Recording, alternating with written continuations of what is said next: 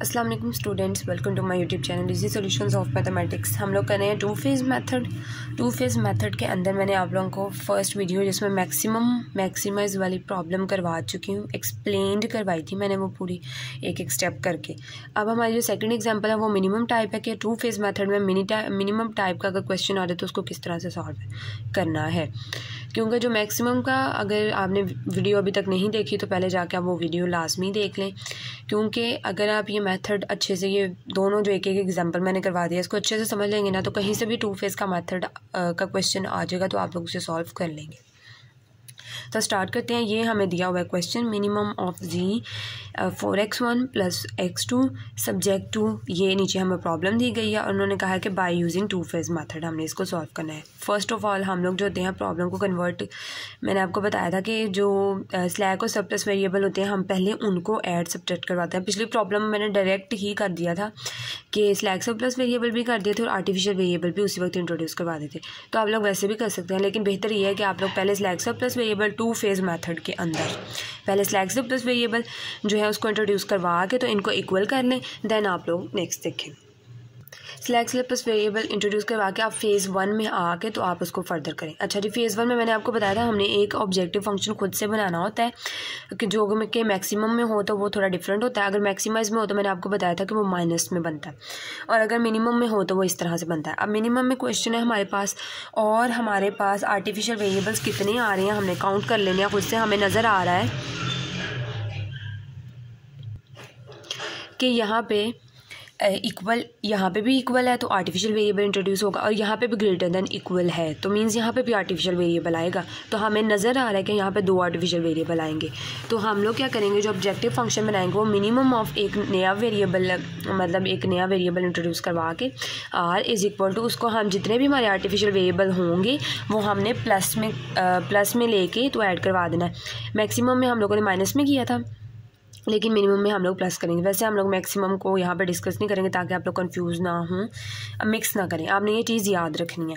Minimum में r = जितने artificial variable होंगे आपने सिंपल उनको ऐड करवा के इस तरह से आपका जो है वो ऑब्जेक्टिव फंक्शन बन जाएगा। सब्जेक्ट टू जो गिवन प्रॉब्लम है बिल्कुल उसी तरह। और ये देखें यहाँ पर प्रॉब्लम में उन्होंने यहाँ पर आके, क्योंकि हमने यहाँ पे आर्टिफिशियल वेरिएबल जो है हमारे ऑब्जेक्टिव फंक्शन में आ गए हैं तो हमने प्रॉब्लम में भी इंट्रोड्यूस करवा दिए हैं यहाँ पे फेज़ 1 के अंदर।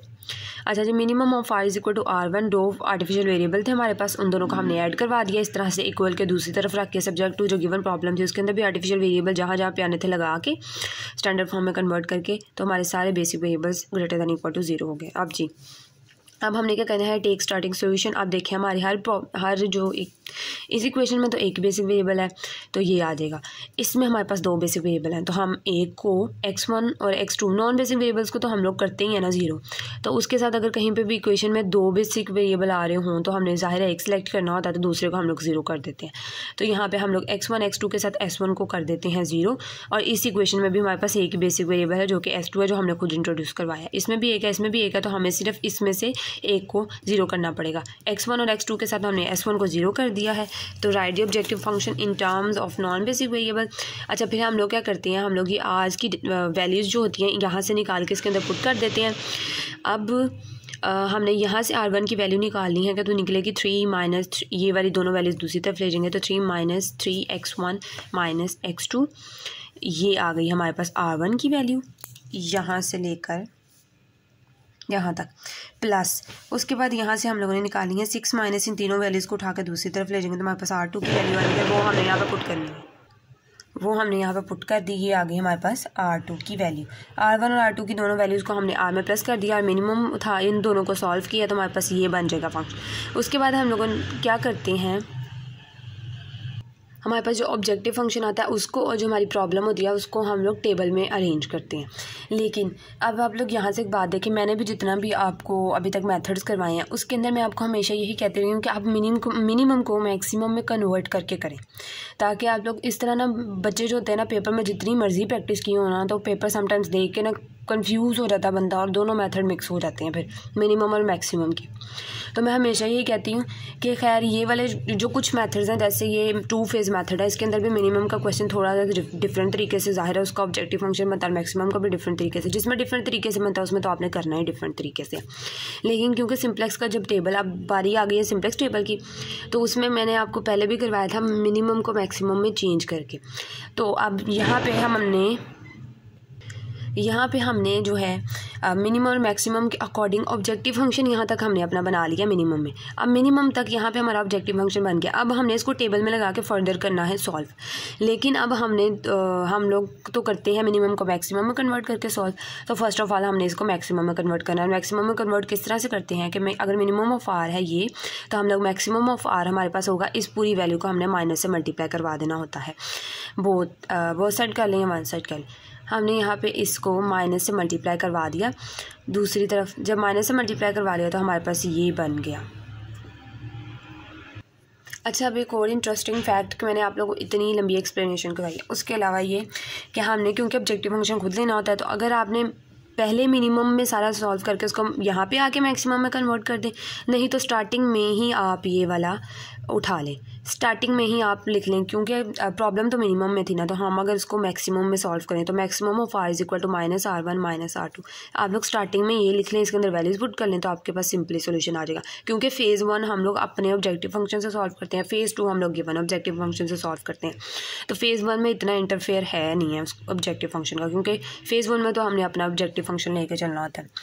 खैर, अब आपके पास ऑप्शन है ये मिनिमम वाला सारा इस तरह से सॉल्व करके यहाँ पे आके आप लोग मैक्सिमम में कन्वर्ट कर लें, नहीं तो स्टार्टिंग में ही आप लोग मैक्सिमम में ये ले लें, यहाँ पे R1 की वैल्यू लगाएं, R2 की वैल्यू लगाएं, तो आपके पास यही वैल्यू आ जाएगी जो इस मिनिमम को मैक्सिमम में कन्वर्ट करके आ गई होगी। होप से समझ आ गई होगी। अगर अभी भी कोई पॉइंट क्लियर नहीं हुआ तो आप कमेंट सेक्शन में मुझसे पूछ सकते हैं। चलें जी, अब हमने इस मिनिमम वाली को मैक्सिमम में कन्वर्ट कर लिया है, तो अब हम लोग क्या करेंगे, ज़ाहिर है हम लोग अपने वेरिएबल्स वाली वैल्यूज़ दूसरी तरफ ले जाते हैं और जो कांस्टेंट वैल्यू होती है वो इधर ही रह जाती है। क्योंकि हम लोग अब मैक्सिमम में सॉल्व कर रहे हैं तो मैक्सिमम में ही सॉल्व करते आ रहे हैं। अगर आप लोगों में से किसी को मिनिमम में ही सॉल्व करना आसान लगता है तो वो यहाँ से ही मिनिमम में लगा के कर लें, लेकिन हमने मैक्सिमम में कन्वर्ट कर लिया तो हम उसको करेंगे। अब हमने सिम्प्लेक्स टेबल लगाना है, उसके अंदर ये ऑब्जेक्टिव फंक्शन लगाना है, नीचे जो प्रॉब्लम दी हुई है वो लगा के तो सॉल्व करना है।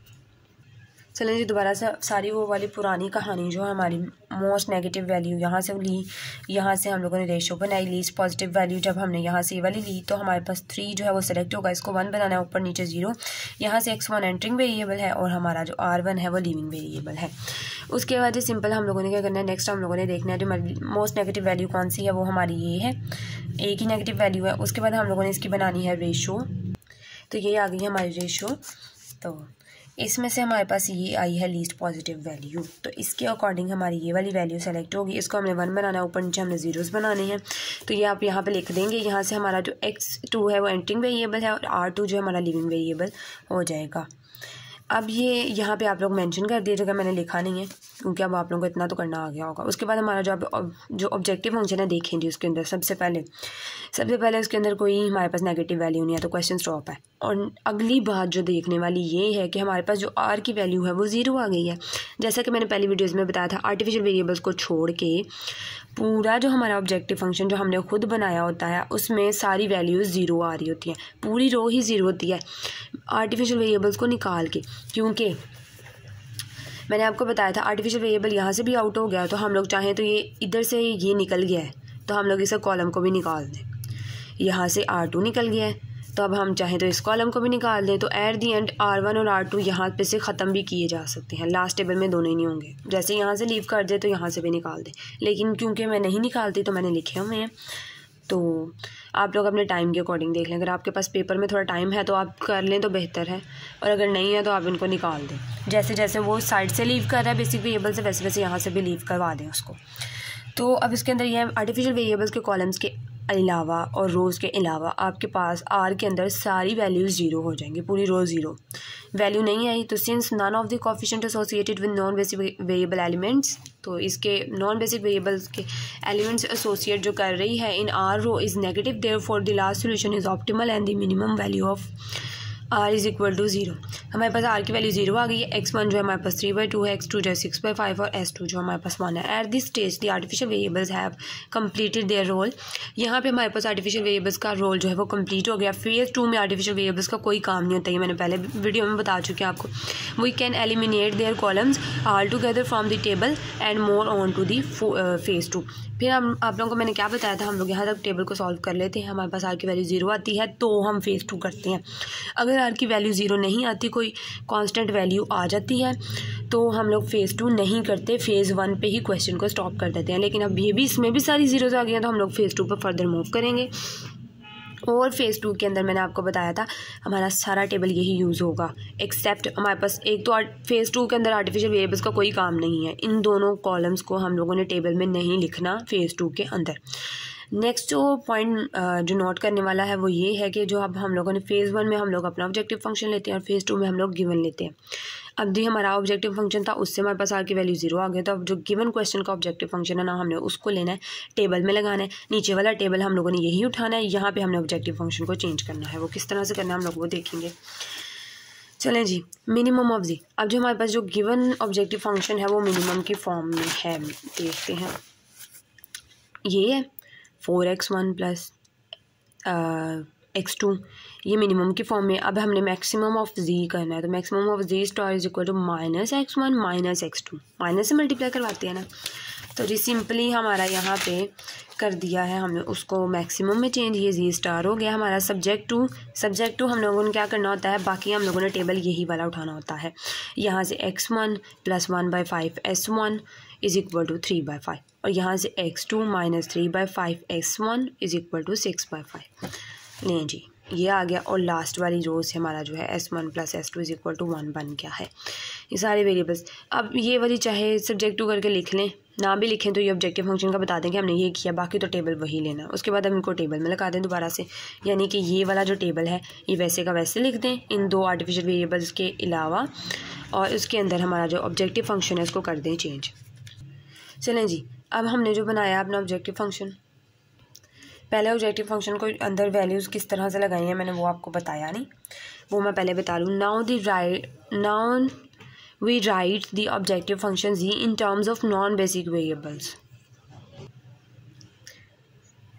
ये रहा था, ये स्टेप मैं वो स्टार्टिंग में लिखना भूल गई थी, इसलिए मैंने यहाँ पे एंड पे लिख लिया ताकि मैं आपको बता सकूँ। जैसे कि हमने मैक्सिमम के अंदर भी z के अंदर वैल्यूज़ पुट की थी, मिनिमम में भी हम लोग अब z के अंदर ज़ाहिर है हमने अब जो गिवन ऑब्जेक्टिव फंक्शन हम लोगों ने लेना, क्योंकि हमारा टेबल तो हम लोगों ने वही उठाया ना जो ऑप्टिमल था। सारी वैल्यूज़ हम लोगों ने वो ऑप्टिमल टेबल फेज़ 1 के लास्ट टेबल में से वैल्यूज़ उठाई हैं। अब ऑब्जेक्टिव फंक्शन हम लोग स्टार्टिंग वाला लगा देंगे तो सारा तो हमें प्रोसीजर दोबारा करना पड़ेगा, इसलिए ऑब्जेक्टिव फंक्शन में भी चेंजिंग्स होती हैं। अब जी फेज़ 1 को हम लोगों ने अपने फर्दर अपने ऑब्जेक्टिव फंक्शन से सॉल्व किया, आर की वैल्यू 0 आ गई तो हम लोगों ने फेज़ 2 कर दिया स्टार्ट। फेज़ 2 के अंदर हम लोगों ने ऑब्जेक्टिव फंक्शन जो गिवन वाला था हमने उसको लिया, वो मिनिमम में था तो हमने अपनी रिक्वायरमेंट के अकॉर्डिंग उसको मैक्सिमम में किया। मैक्सिमम में करने के बाद हम लोगों ने सिंपल उसमें सीधी वैल्यूज़ लगा देनी है। हमने x1 की वैल्यू निकालनी है, देन हमने उसके अंदर x2 की वैल्यूज़ लगानी है। ये जो लिखा हुआ है ना, अब ये मैंने जैसे कि आपको बताया था ऑप्शनल है, सब्जेक्ट टू करके लिख लें तो बेहतर है, ना लिखेंगे तब भी कुछ नहीं। लिख लेंगे तो आपको ये है कि अब यहाँ से आप x1 की वैल्यू निकालें, उसमें z में लगा दें, और x2 की वैल्यू निकालें और z में लगा दें। क्योंकि यहाँ ऑब्जेक्टिव फंक्शन में ना तो s है ना s2 है, तो हमें इसके अंदर थोड़ी सी मॉडिफिकेशन चाहिए, क्योंकि ये वाला टेबल तो हमारा मॉडिफाइड है, ये गिवन प्रॉब्लम वाला टेबल नहीं है, थोड़ा मॉडिफाई, तो हम z को भी थोड़ा सा कर लेंगे चेंज। तो z के अंदर -4। अब हमारा जो x1 की वैल्यू थी वो हमने फर्स्ट इक्वेशन से निकाली, वो 3/5 - 1/5 इंटू s1, और यहाँ से हमारे पास जो x2 की वैल्यू है वो बनेगी 6/5 प्लस, ये देखें यहाँ से 6/5, ये उधर जाके प्लस का हो जाएगा, प्लस 3/5 इंटू s1। यहाँ से x1 और यहाँ से x2 की वैल्यूज़ निकाल के हम लोगों ने सिंपली उसके अंदर पुट कर दी है।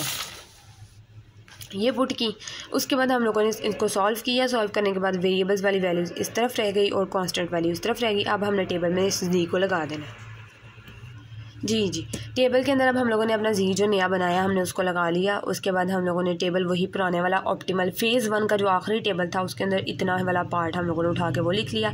अब यहाँ से हम लोगों ने क्या करना है देखना है। हम लोगों ने जैसे हम लोगों ने मैक्सिमम वाला क्वेश्चन किया था ना, जब हमने सारा जी भी मॉडिफाई किया टेबल लगाया तो वो ऑलरेडी ऑप्टिमल था। लेकिन अब देखिए अब हम लोग इस क्वेश्चन के अंदर देख रहे हैं, अब हमने जी अपना लगा लिया, टेबल भी बना लिया। अब इसके अंदर नेगेटिव वैल्यू आ गई है जो कि नहीं होनी चाहिए। Most negative value, least positive, ये ली लीस्ट पॉजिटिव, और यहाँ से हमारे पास वैल्यू हुई ये सेलेक्ट। ऑलरेडी 1 है तो इसको तो 1 करने की ज़रूरत ही नहीं है, इनको 0 करना है। अब हमने इनको नेक्स्ट टेबल में हम लोग ने किया S1 is an entering variable and S2 is a leaving variable, ये लीव कर गया है। तो हम लोगों ने ऑलरेडी 1 था उसके ऊपर हमने सारे ज़ीरोज़ बना लिए। अब देखें जी यहाँ पे हमारे पास सोल्यूशन में जी के अंदर कहीं पे भी नेगेटिव नहीं है तो हमारा सोल्यूशन ऑप्टिमल है। अब यहाँ से हमारे पास जी स्टार की वैल्यू जो है वो -17/5 आई है, -17/5। लेकिन हमारा क्योंकि क्वेश्चन मिनिमम ऑफ जी था तो हम लोगों को जो जी और मिनिमम ऑफ जी था और जी दिया हुआ था, जी स्टार नहीं था दिया हुआ। तो हम लोगों ने इसको दोबारा से जी में कन्वर्ट करने के लिए हम लोग माइनस से मल्टीप्लाई करवाएंगे और जी इक्वल टू 17/5 हो जाएगा। यहाँ से x1 की वैल्यू 2/5, x2 की वैल्यू जो है 9/5 आ जाएगी। ये चीज़ आप लोगों ने याद रखनी है। अगर आप लोग कोई चीज़ खुद से चेंज करते हैं तो लास्ट में आंसर आपने दोबारा भी चेंज करना होता है। जिस तरह क्वेश्चन गिवन होता है आंसर भी उसी तरह देना होता है। तो ये हमारे पास आ गया आंसर। यहाँ पे हमारे पास जी की कोई वैल्यू निकल आई है, जी 0 नहीं है। और फेज़ 2 में तो जी 0 हो ही नहीं सकता क्योंकि 2 ही फेज़ करने हैं। या तो फेज़ 1 में निकल आएगी वैल्यू तो स्टॉप, और अगर 0 आ गई तो हमने फिर फेज़ 2 को फर्दर करना होता है। उम्मीद है आप लोगों को समझ आई होगी क्योंकि मैंने कोशिश की है कि आपको बहुत अच्छे तरीके से समझा सकूं। अभी भी स्टिल कोई क्वेश्चन है, कोई कन्फ्यूजन है तो कमेंट सेक्शन में आप मुझसे पूछ सकते हैं। वीडियो पसंद आए तो प्लीज़ वीडियो को लाइक ज़रूर किया करें, मेरे चैनल को सब्सक्राइब करें और अपने फ्रेंड्स के साथ मेरी वीडियोज़ को ज़्यादा से ज़्यादा शेयर करें। Thank you so much.